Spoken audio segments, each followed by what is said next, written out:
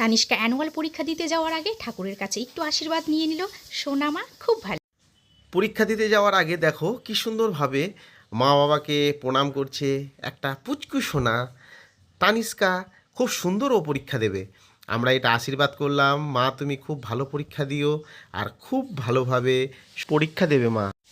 তানিষ্কাকে নিয়ে আমি আর আমার মিসেস দুজন মিলেই স্কুলের পথে রওনা দিলাম। দেখো ধীরে ধীরে হেঁটে চলেছি, স্কুলে পৌঁছে গেলাম। এবার স্কুলে নিয়ে যাচ্ছি, এখানেই ওর পরীক্ষা। খুব ভালোভাবে যাতে পরীক্ষা দেয়, সবাই আশীর্বাদ করো। প্রত্যেককে বলবো ছোট থেকে প্রত্যেকটা মা বাবা প্রত্যেকটা ছেলে মেয়েদের এইভাবেই যত্ন নিয়ে মানুষ করে, তাই বড় হয়ে কোনো দিন মা বাবাকে অবহেলা করবে না, মা বাবাকে প্রচুর ভালোবাসবে। মা বাবা একটু বয়স হলে অবশ্যই রাগী হয়, তাদের কথায় রাগ করবে না, তাদেরকে প্রচণ্ড ভালোবাসবে। আর মাথায় রাখবে এইভাবেই তোমাকেও একদিন মানুষ করেছে যত্ন সহকারে। তাই মা বাবাকে সম্মান করুন।